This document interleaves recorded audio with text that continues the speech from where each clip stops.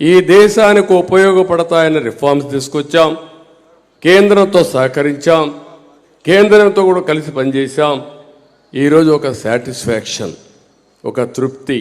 ఆ తృప్తి మన వల్ల సమాజంలో చాలామందికి లాభం కలిగింది. ఈ విషయమే యేసు ప్రభు కూడా చెప్పాడు, సమాజ హితం కోసం పనిచేయమని చెప్పిన విషయాన్ని మరొకసారి మీ అందరికీ గుర్తు చేస్తున్నా. అందరూ మీరు కూడా ఆలోచించాలి, పాస్టర్స్ కానీ, రెవరెంట్స్ కానీ, లేకపోతే బిషప్స్ కానీ, అందరూ కూడా ఆలోచించాల్సిన అవసరం ఉంది.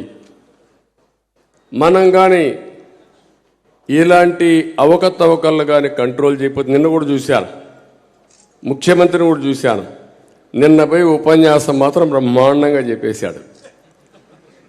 బైబిల్లో ఉండేటన్నీ చదివేశాడు. అది చదివిన తర్వాత మీరందరూ ఏమనుకుంటారు, పాపం ఆయన బైబిల్ని యాజ్ ఇట్ ఈస్ ప్రాక్టీస్ చేస్తున్నాడు. వేరే మతస్థులు కూడా బైబిల్ అంటే గౌరవిస్తారు, నేను కూడా గౌరవిస్తాను. కానీ ఆయన ఆ మతంలో ఉండి ఇంకా బాగా అభ్యుంది అనుకుంటారు, బాగా నేర్చుకున్నాడు రాత్రింబగళ్ళు. ఇప్పుడు నేను చూశాను ఇక్కడ ఉన్న వాళ్ళందరినీ, బైబిల్లో ఉండేటి ఏ ఆర్టికల్ కింద ఏమొచ్చిందో చాలా క్లియర్గా మాట్లాడుతున్నారు. మీరందరూ కూడా దానికి యాక్సెప్టెన్స్ ఇచ్చే పరిస్థితి వచ్చారంటే అది ప్రతి ఒక్కరూ బైబిల్ని ప్రాక్టీస్ చేసే ప్రతి ఒక్కరికి కంఠాపాఠంగా అవన్నీ వచ్చాయి మీకు. అదే మరి దాన్ని తూచా తప్పకుండా అమలు చేయడం కోసం ప్రయత్నం చేస్తున్నారు. కానీ రాష్ట్రంలో ఆ పరిస్థితి లేదు. అందుకే నేను ఒక మాట అన్నాను, 100 రోజులు ఇంకా